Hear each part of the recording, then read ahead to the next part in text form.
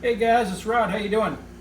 Listen, I'm tackling a brake job today with one hand. As those of you that have had a stroke will know what that's like.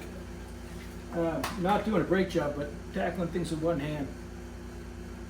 So one of the reasons I couldn't wait to get back to doing stuff on my own is simply because you can't trust mechanics and they fucking suck. Excuse my language. But, you know, for example, this piece here, the rotor mounts right to this, and because I live in Maine, this piece here gets rusty and it builds up scale rust, and you can see, you know, there's chunks of it all over the floor. And then what happens is it doesn't sit correctly, and then you get pulsation in your brakes. So it takes 5 minutes. This is what's called a Scotch brake wheel, and I use it on my little Dremel, my Milwaukee. It's not a Dremel, it's a Milwaukee, but same thing. It's called a rotary tool. And so I just clean that up, and I clean up in here. And then what I'll do after that is I'll brush that with silicone brake grease so that it limits the corrosion in the future. And one other reason is because I don't know if you can see this, but these are the screws that came out of the rotor. These are the set screws that hold the rotor to the hub. And as you can see, they're completely stripped out. Some fucking knucklehead, and that's being kind. I gotta find my nuts and bolts here. Anyway, I buy new screws, and the screws that I put in there are stainless steel. On top of that, I use this product. It's called Tef Gel. We use that in the marine industry, which is where I worked. And you put that in the hole. It's a very, very thick anti-seize compound. I use an eyelash brush. I get these off Amazon. They're like a bag of 100 for like $5. And you can use those to apply grease or anything else like that. So I'll clean up the caliper holder as well. The other thing that I have to do is I gotta take these apart and lube these pins. That's another thing that most shops never do. They claim they do, but they don't. They don't even touch them. So this brake job was done not all that long ago, and the reason I'm having to do it again is not because the caliper went bad. It's because the pins froze up.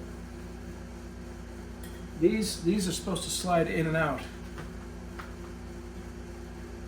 And I've got them freed up right now, but I have to literally take them apart. I'll clean up the pins with this, and then I'll grease them with some silicone grease, put them all back together, and then everything will be fine. The other thing that I do is I use, this is a product I discovered years ago. It's called Speed Bleeder. So these are the bleed screws for the caliper. And the cool thing about these is that there's a check valve inside these, a little ball bearing with a spring. So when you step on the brake, it will allow the fluid to come out and go into a reservoir, like a bucket I'll put here, because I'm going to flush all the brake fluid out of this car as well. This is my daughter's car. And so when you do that, when you let off the brake, you don't suck any air back into the caliper. That way you get nice tight brakes that are firm, no sogginess. And speed bleeders are awesome. They're inexpensive. I mean, ordered them for all the way around this car. They make one-person brake bleeding super easy. Super easy. Another thing that I do, and for those of you that don't live in the Rust Belt, it's not a big deal, but I use only ceramic-coated rotors. And because I'm in Maine, everything rusts up here so quickly. Now the face where the brake pads go, the ceramic will get cleared right off of that, no problem, in no time. But the rest of it will stay clean and unrusted for quite some time. I've been using those same rotors on my Sequoia and on the Land Cruiser and on our Honda Pilot, and I get about 80,000 miles out of them. So this car had new calipers not too long ago. The lady we bought it from had all this work done. The problem is she had it done with a local guy who was kind of a hack, as I'm finding out now. You know, he leaves stripped screws in there. He didn't put any grease.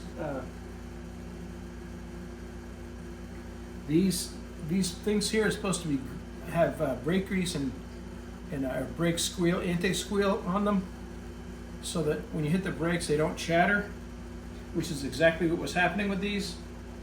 And it's just a quick and dirty way, and mechanics cut corners on you. If you don't put that grease in there, your brakes are gonna make noise. That's all there is to it. So anyway, this job will take me quite a bit longer with only one arm. And as you can see, I sit on my little rolling stool here to make it easier so I'm not all bent over. But it's possible. It's easy to do. It's not a big deal. And I know that it's done right. I also have new brake shoes that I'm going to put on here. Those should never really need to be replaced because this is the emergency brake. So if you look, this rotor does two purposes on this car. This is a little Honda CR-V. So the parking brake is inside. This is the drum brake side. And the brake pads, the brakes for the rear on this are caliper with brake pads. This is a drum brake here, and that's for the emergency brake. And then this is for the emergency brake, the inside of that. So anyway, I hope this helps, and I hope it inspires some of you guys to try this stuff. You know, I was in the beginning, I'll be honest, I was kind of, oh, I can't do any of this stuff. How am I going to do this? I'm going to have to pay everybody to fix my shit, which I don't like doing because I don't trust anybody, or at least mechanics, because they're all hacks. They really are. They'll cut every corner you can give them as long as you give them a chance. And by paying them, you're giving them a chance. So anyway, what I did is I got to a point where I realized I got to stop saying I can't. And then I switched that mindset to how can I? Okay, so how can I do a brake job with one arm? So the only thing that I'm going to need help with on this is getting the wheel back on. But I'll be able to do it. I have a strap that I can put around my neck, and then I'll be able to stand up slowly, and then it will slide right on. I've done it before. Anything bigger than the CR-V, like if I had to do the Pilot or the Sequoia, forget it. I have to call my brother and help him get the wheel on. But I do have a project in the works right now. I'm building a dolly that has industrial rollers on either side, so I can set the tire on it, and then I can easily rotate it, and then just slide it into place, and then I can adjust the car up and down with the jack to match the hub, and boom, it'll slide on. I just haven't built it yet. But it will work. So anyway, guys, this stuff can all be done. Other things that really make it handy and easy. Impact drivers. For example, I had to get so these are the bolts that go into the pins that allow the caliper to move in and out, and it goes in here. So with one hand, how am I going to get a wrench on that on the inside and a wrench on the outside? Well, the answer is I can't. So that's a 12 millimeter. All I do is I grab my handy dandy impact driver, and you don't need a nut on the inside. You just bam, that's it. Comes right out. That's the cool thing about impact drivers. Impact drivers loosen the nuts by hundreds of little bursts per second. I don't know how many per second or whatever, but that's what that noise is, and that is like hitting them with a hammer almost, and it breaks the nuts free. Those things came out in like a second. It was so easy. The big bolts that hold the big bolts that hold this on to the back. These are a big 17 millimeter head. They look like about a 1/2 inch bolt metric, and these can be a bear to get out. First, I tried it with a breaker bar. I wasn't having much luck, so then I pulled out my big impact driver. Bam, off, done. So if you have the right tools and you think every job through before you go and do it, you're going to have a much easier time. Let me see, what other tricks do I have? Oh, I use these for everything. Quick grips. And so what I did, you know, you gotta, when you do a brake job, the first thing you have to do is you gotta compress the caliper and push the piston back into it, because otherwise you won't be able to get the pads off of the rotor. So I use this. Boom, boom, boom, boom, boom. Piston goes back in. Take the pins out. Pull this piece off. This is where the pads ride. Take the pads out. Then you can take the caliper off. And then you pull the rotor off. Doing a brake job is easy, guys. It's not difficult work. But there are a lot of ways that guys cut corners, so that's why I prefer to do it myself. This is my daughter's car. I want her to be safe. And I honestly don't trust too many mechanics, so I've seen how they hack stuff up. I was an electrician by trade, and don't even get me going on the stuff I saw there. So, you know, this stuff is all possible, guys. As I said, stop saying I can't and switch that to how can I, and get into that mindset. At night when I'm going to bed, I think about how am I going to do this. Okay, so if those screws are rusted in there, how am I going to get them out? You know, one of the things that I can tell you right now, the reason that is stripped out is because mechanics are so fucking stupid. They don't realize this is a number 3 Phillips. This is not a number 2. And I can guarantee you that the guy used a number 2 on this. These are a number 3 Phillips. If you use a number 3, you'll never have a problem. But if you use a number 2, you'll strip them out. So luckily, the guy had used a number 2, and I had just barely enough meat to get my impact driver in there. At first, I hit them with PB Blaster. This stuff will get your rusted nuts off, no problem. And they came right out. But I've had them before where mechanics have messed them up so badly that you got to use an easy out, or you got to drill them and then retap them. And I've done that before too. So anyway, guys, all of this stuff is possible. You can do your own work. I jacked this thing up by myself. I was able to look under the car. I got a flashlight in there. I could see where my jacking point needed to be behind the wheel, and I just did it. So anyway, caliper. The new calipers they had put on it, they only put one new caliper on, which I don't know what kind of shop does that. You'll never get even braking with 2 different calipers, even though they're built to the same spec. So I got to the other side and the caliper was frozen. So I had to go get new calipers yesterday, and I completed the brake job on the other side with a new caliper, and then this is the other one. So today I'm going to tackle this one. But first thing you got to do, so this is the part that mounts to the hub right here, and then the caliper slides in and out on these pins. And I just loosened this bolt here, and I'm going to show you how I do this stuff with one hand. This is why impact drivers are so important. See that? No wrench on the inside. Wrench came, the bolt came right out. These are the pins, and you can see how they're supposed to slide in and out. And you can see how there's actually a 17 millimeter boss here. So I could get a 17 millimeter wrench on that, but with only one hand I can't do that.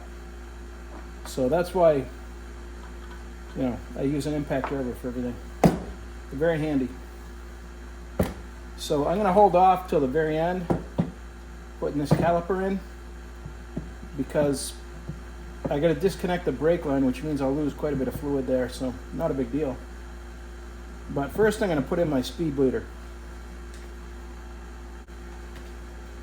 Yeah, so now I'm going to change out the bleed screw and put the speed bleeder in. And that's how I change sockets and stuff like that. This is a 10 millimeter, but you need a deep drive to get it out. So I'm going to try to do this without. Whoop, there we go. I didn't know whether I'd have to use a quick grip to hold the caliper down, but I didn't.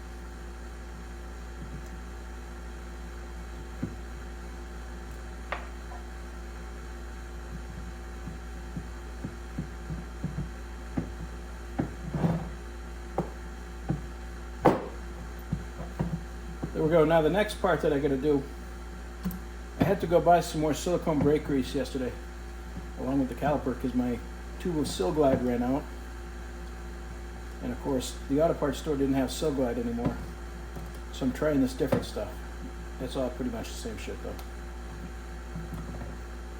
So one of the things that I like to do, the rear brake pad on this car, it's kind of nice because you can drop the caliper over when this stays in place. So you need to get silicone grease here and here. But one of the things that I like to do is I also like to put it inside the piston, because when you go to get the things out, we don't want that all rusted in there. So this is just a blue dyed silicone grease, that's all it is. And then I go around the rim of the piston as well. And this grease will not hurt the seals. And then the other place that you got to get the grease is back here. So I'm going to do the pad right now. And hopefully you can see that. I'm not too close to the camera. But I'm just coating the back of the pad. I coat these little fingers.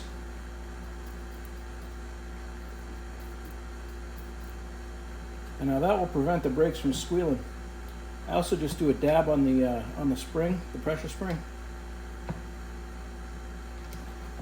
Now when you get this stuff on your hands, it's a fucking pain in the ass, I'll tell you that. So when you're putting your pad and your caliper, always make sure that the crown goes with the shape of the rotor. You don't want to put this in upside down. So to get this type of pad in, you come all the way to the, ready to drop out into the, once I get this piece mounted to the car, and I'll pull these pins out and I'll put a little bit more grease on those just to make sure. But the other thing that I got to do here before we go hang this on the car is I got to get these anti-rattle plates on the caliper housing, the holder, the caliper bracket. Trials and tribulations of one arm, folks. All right, so a couple dabs there.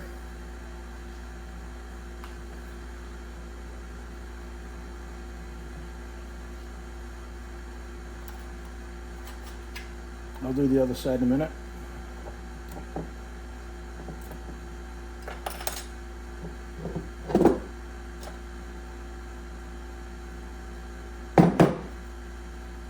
And these look like they'd be easy, but they're actually kind of a pain in the ass.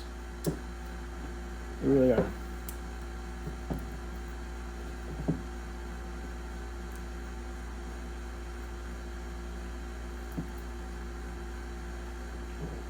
There, one's in.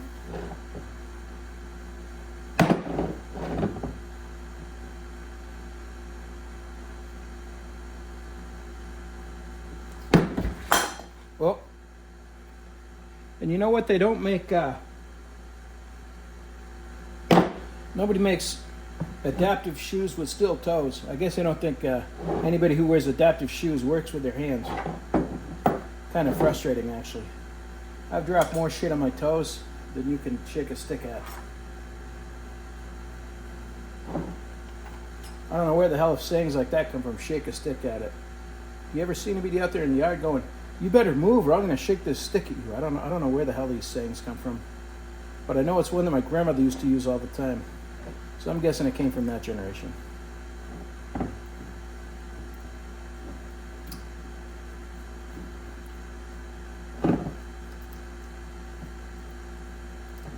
I'm a Gen Xer, so we use different sayings. So then you just make sure that this surface is coated as well. So I see I'm doing that. Okay guys, today's your lucky day because you get to see some of my tricks here. So this is my rotary tool, and I use this to clean up the hub to get the rust off it. So what I try to do with these M12s is I use the square batteries, the bigger batteries, the high capacity ones. And that way when I set it on the bench like this, it stays pretty stable.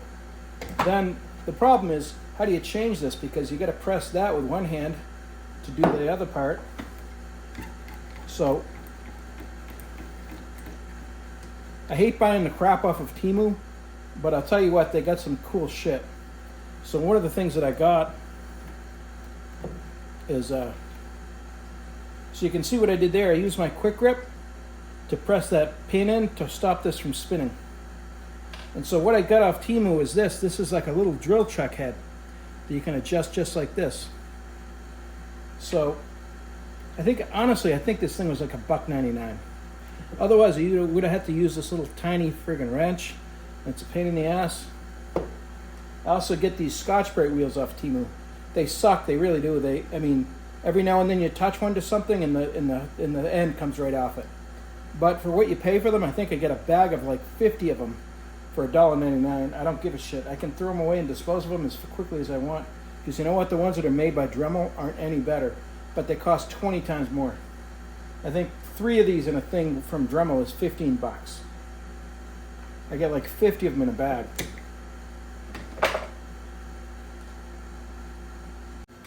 Okay guys, we're back over at the vehicle. I'm gonna move the tripod around. Takes me a bit of time.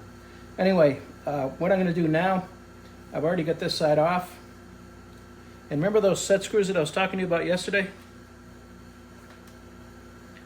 This side, though, it was so bad I had to drill it out and use an easy out to get it out. It was a pain in the ass. It took me almost 2 hours to get the thing out. So that's why you don't want to use, shit mechanics that cut corners and don't use new set screws. So what I'm doing now, I'm just going to do a quick cleanup on the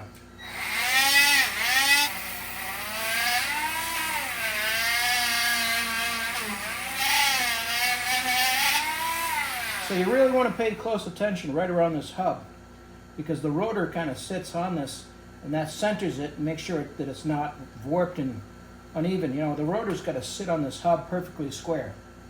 And if you have any rust in here, and again, this is the corner that many mechanics cut, if you don't clean this up, it's never going to sit flat.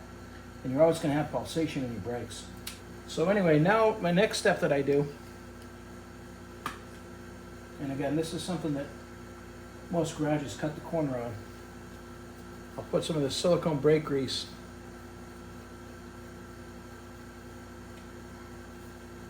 Some companies call it caliper grease. Some companies call it Sylglide, Sylglyde. And silicone dielectric grease is the exact same thing now. Don't let them fool you. This is actually cheaper than silicone dielectric grease if you call it brake grease. So, well, one of the things that I do, I hate having my grease all contaminated and dirty, because this cap has a brush built into it. What I do is I take that brush out and I set it upside down somewhere. And then I use what's called an acid brush. And I buy these like 36 at a time off Amazon for $3. And this will prevent you contaminating your grease. You just get a new brush, dip it in there. Because what happens now, all that rust that I ground off of here is now on the surface of this and in the air in my garage. And when I blow my nose later, I'll be blowing out ferrous metal. That happens. So what I do is I just put a coating of this, and what that'll do is any rust, any ferrous metal that's left on there, on the surface as dust, this will encapsulate it and prevent that from rusting and causing future problems. And this will also help the rotor not get stuck to the drum. Now they put, a lot of people don't realize this, but all the rotor manufacturers, this right here is a tapped hole. I believe that one's M8 by 1.25, so it's metric. And once you get the set screws out that go in this hole,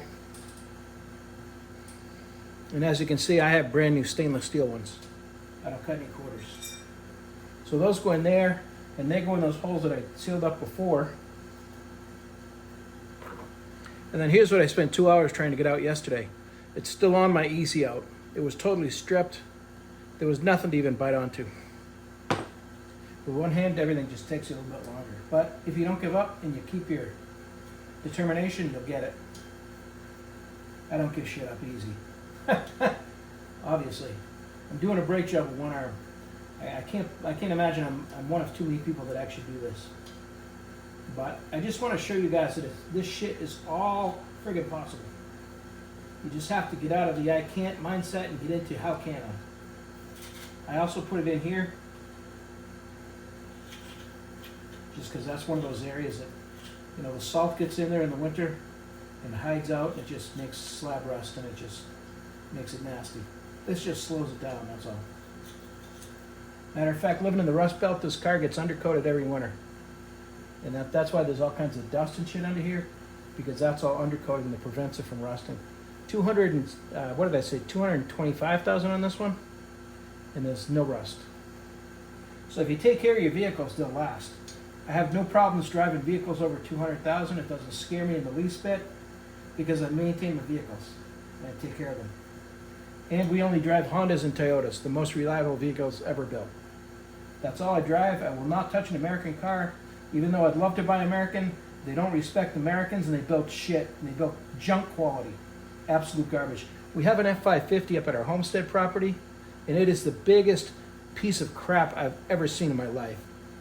It's junk. It's absolute junk. And we paid a ton of money for that thing because we needed a Super Duty truck. Except the only thing Super Duty about it is it goes into the shop super many times.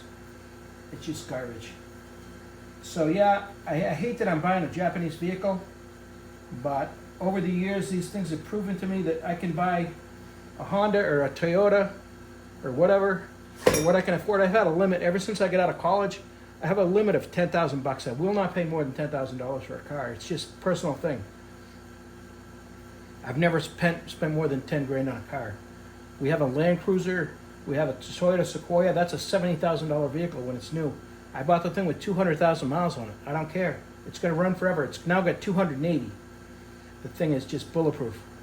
So if you buy vehicles that are good quality and then you maintain them, they'll take care of you. So there we go. Everything's all coated. And let me just get rid of that brush. So I don't want to mix my grease there too much. Not that the grease is expensive, I just hate digging into a... You can see what happens with this, and I use a new eye brush every time, but it still gets contaminated. So now I'm going to try to get this this rotor on. This was a little bit tricky yesterday because I got to get this hole here in the rotor. I don't know if you can see it. There's a hole down at the bottom where my finger is. Let me move it up here. That hole right there is to adjust the emergency brake. So I got to make sure that this thing is on and that hole is correctly over one of these. And then it also has to line up with these two holes that are threaded. So let me see if I can do this. Yesterday was kind of a pain, but hopefully I'll show you guys my skills here.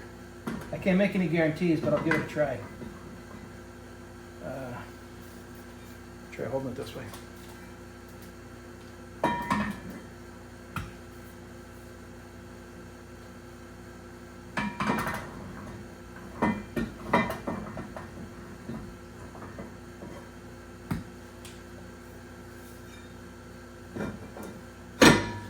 Everything gets easier with practice. Yesterday getting that first one on took me a little while, but today it's going much easier.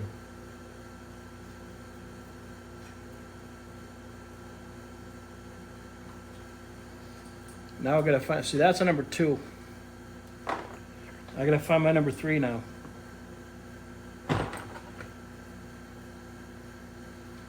That's the difference. The number 3 looks much fatter on the head.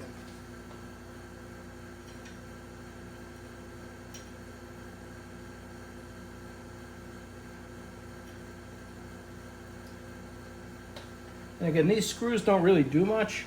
All they do is kind of hold the rotor to the hub so that when you take the wheel off to do a mountain balance or something, the rotor doesn't go moving all over the place and the nuts sit down flat again, because that will cause you vibrations and everything. So these are not like structural screws. This is why you always buy more screws than you need. But you gotta drop shit. I worked on boats for a living. I was a marine electrician, working on cruising yachts and went around the world, outfitting them for energy independence so that they could cruise 24/7, 365, and always have power. Alternator systems, solar systems, hydro generators, fuel cells, you name it. We did it. So I was already pretty good at working with one hand. I'm always upside down in some cramped engine bay, doing something with one arm where I can't see it. So I kind of had a little bit of a head start when I lost my left arm. So anyway, now the rotor is on. And the next thing I'm going to do is move on to getting the caliper mounted.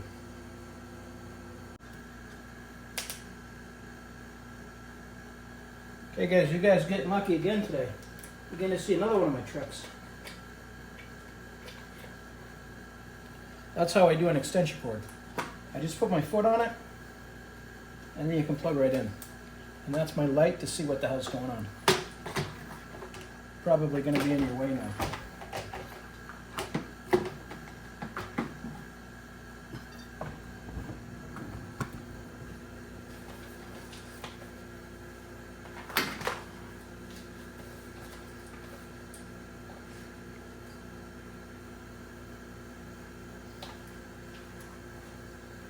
And I'm sure you can guess what's going to happen immediately. The minute I try to put this thing on, it goes on behind here. Here's the old caliper. I still got to take that off. But it goes on here. And these two big 17 millimeter head, they're probably M12 or M4. I think they're M12s. They come in from the back.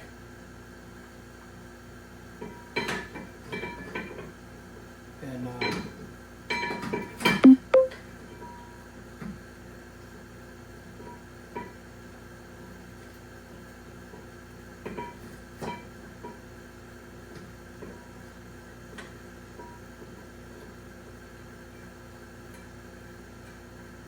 there goes my little piece, just like I said.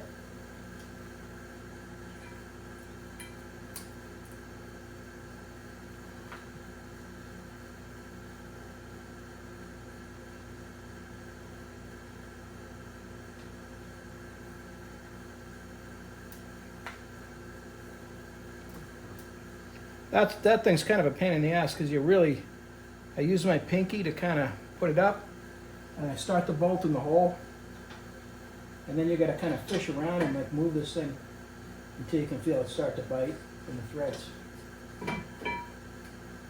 There you go.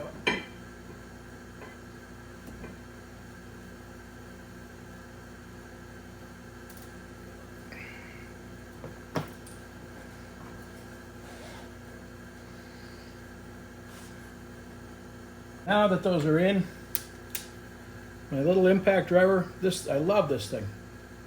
This is the, what is it? I can't read it, it's too small. But when I bought this was the most powerful 1/4-inch impact driver you could buy. The thing is the bomb. It really is powerful. And one of the reasons I like it is because see how short it is? It fits a lot of places where a big one won't.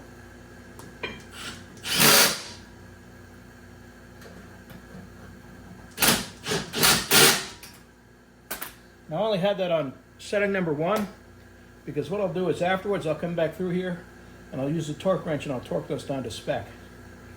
Because you always want to torque everything to spec. You don't want to just hammer it home with an impact driver. That's what hack mechanics do. So everything here will be, oh shit, there it goes again. Everything here will be all torqued second time when it's all ready to go. Okay, so I just coated the back of that pad with the silicone grease. And so now what happens with these is you just drop down in here like that.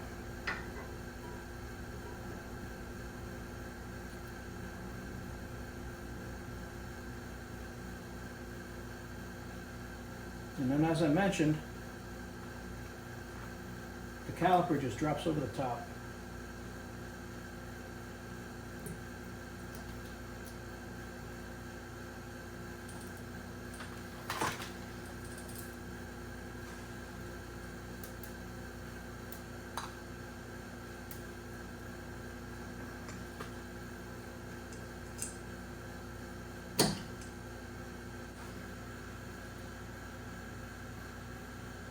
Now I've dropped the caliper on there. I got one of the set screws in for the floating caliper. And you know, I love these little ratchet wrenches. They're great. These are made by Gear Wrench. I like them a lot. I bought some from Harbor Freight that aren't too bad, but the problem with the Harbor Freight ones is the meat around here is way too thick. So if you got a nut that's tight or a bolt that's tight, you're not going to get the Harbor Freight one on there. And I've also had the whole gear mechanism just explode on those things. But for the price, they're not bad.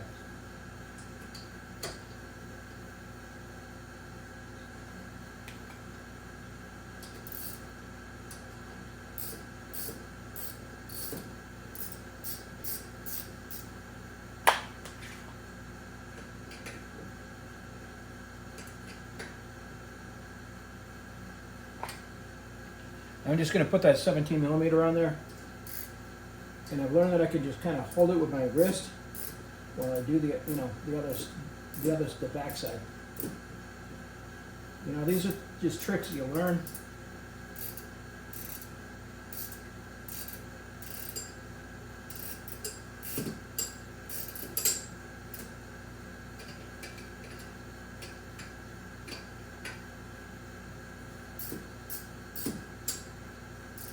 I look at projects like this, guys, as a challenge. I'm a very driven person, and I don't take no for an answer very easily. So when I told my wife, the dealer quoted us $1,200 to do the rear brakes, and that was just pads and rotors. They didn't even include the calipers in that quote because they didn't know they were bad. I'll do this whole job, including brand new pads, rotors, and calipers, for under $240. Everything new in the back, so that's why I like to do things myself as well.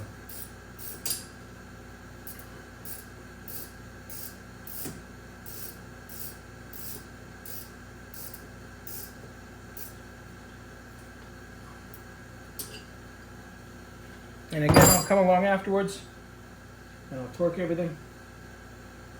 These rubber boots here, you got to kind of make sure that there's a little lip on the back side of this hex head, and you just got to make sure that they're on there. Because if the boots aren't on there, you wind up getting dirt in those pins that slide in and out. This caliper floats in this mechanism here. This thing bolts to the hub, and then the caliper literally floats in that. As the caliper's on, so what I'm going to do now, I'm just setting, you can see that's on level 1, that's the lowest. I'm just going to tap these in.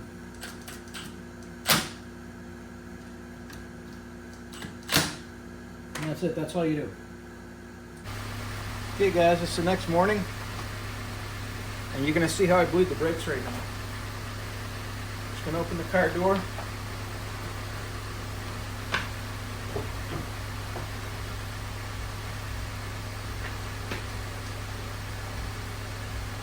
Push on the brake pedal.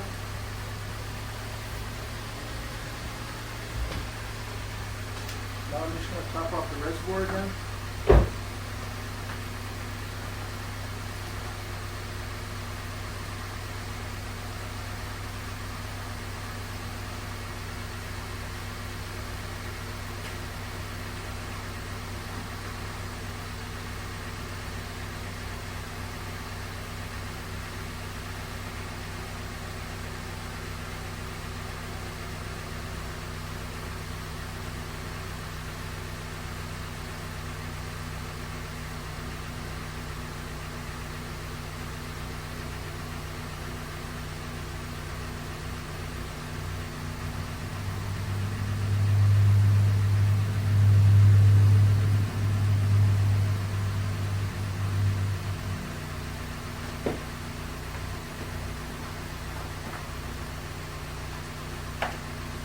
One more round because I'm putting all new fluid through it, so I'm just going to do one couple more pumps on the pedal to get all clean fluid back to that caliper.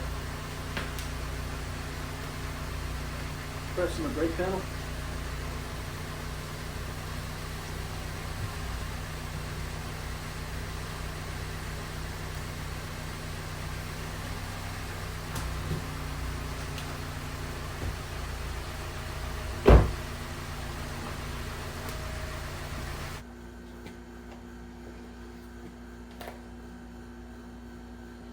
Okay, so there we go. The brakes are bled now. All you do is just snug down the bleed screw.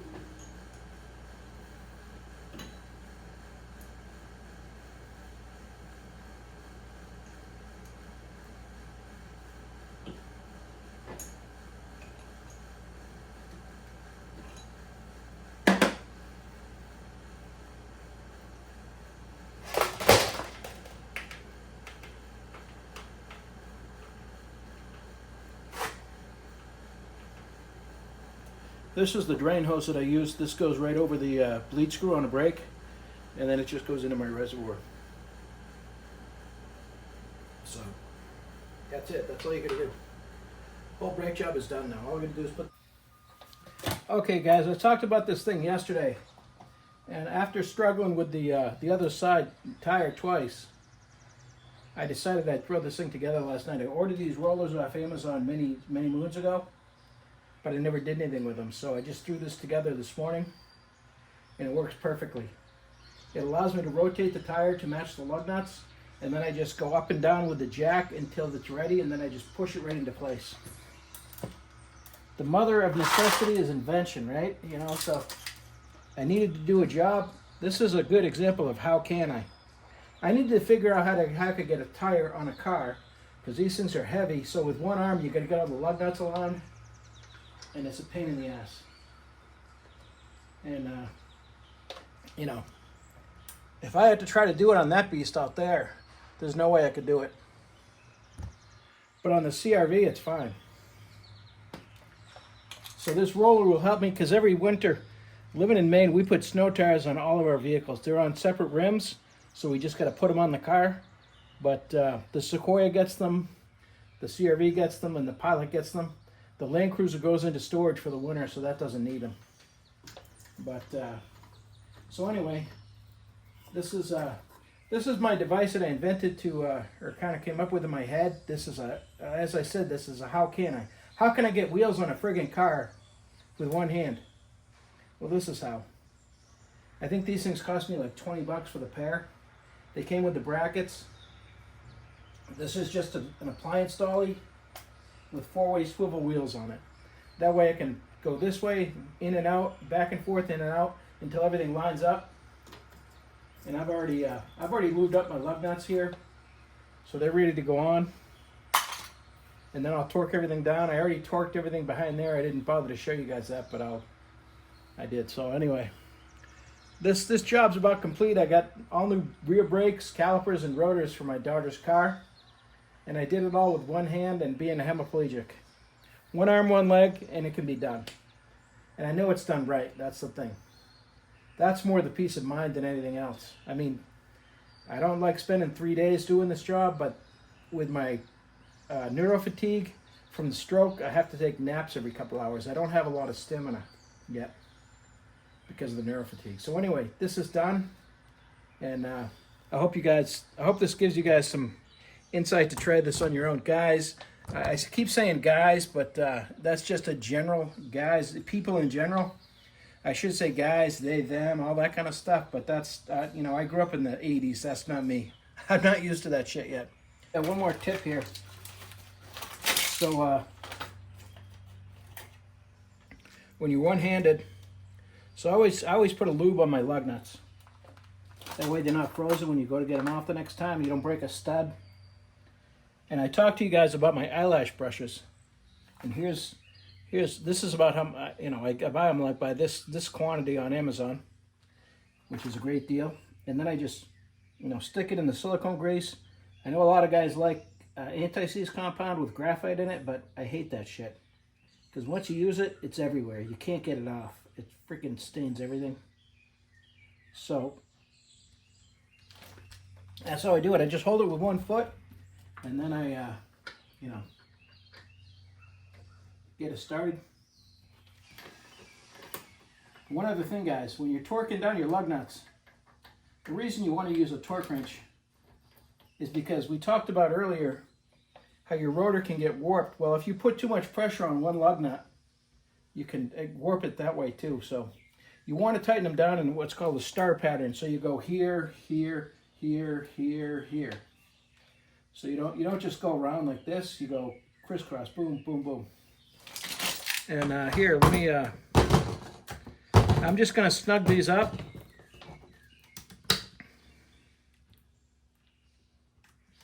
But this is not torquing them down. I'm just doing it on setting number 1, which is like, 25 pounds.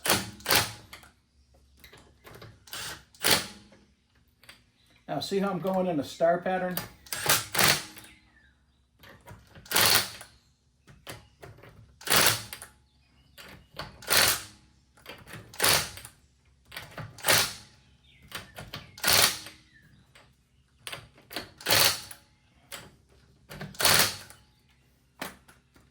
And again, this isn't actual torque. This is just snugging them up so I can let the vehicle down. The other thing that's really handy is all of our cars have aluminum wheels. And a lot of shops and mechanics, they'll take their, impact drivers without this rubber coating or plastic coating on the edge. And then they'll, see right here, they've gouged up all my wheels. And then what happens in Maine is they corrode, and then you got to go get your wheels refinished. So I just use this type of lug nut socket that protects the wheel better.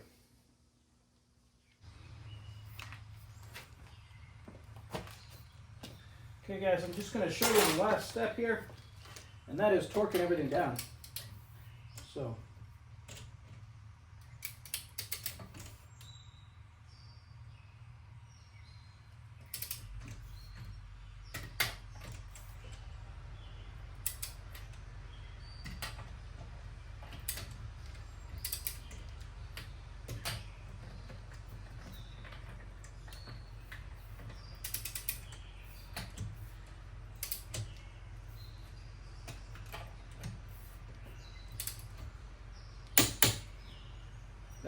that's the click that we're looking for.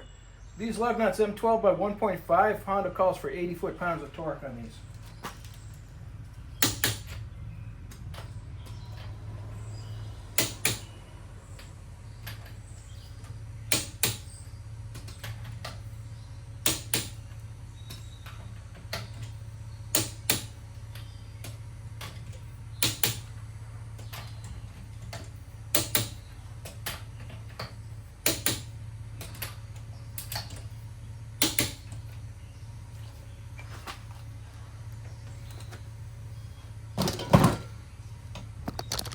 There we go, that's it guys. Easy peasy. Well, I shouldn't say easy peasy. Not easy peasy, but... How are you? Good, how you doing, Glenn? Good. Have a good one. Good to see you. That was my mailman, guys. He and I talked about a stroke because all of a sudden my business shut down and I wasn't shipping stuff. So I caught him one day and he talked to me and I told him about my stroke and he said, oh God, I got AFib. And I said, well, you better keep that in mind and get checked out. So he went to his doctor immediately. The doctor totally blew it off and said, we'll just watch it. A month later, he fell out of his mail truck two streets over and had a stroke. It was mild, but he's, so what I told him actually, alerted him to it, and it's kind of saved his life. So hope this helped, and hope it gives you guys some inclination to try these things. Don't worry about it. The worst you can do is have to call for help. That's it. Not a big deal. Take care. Bye-bye.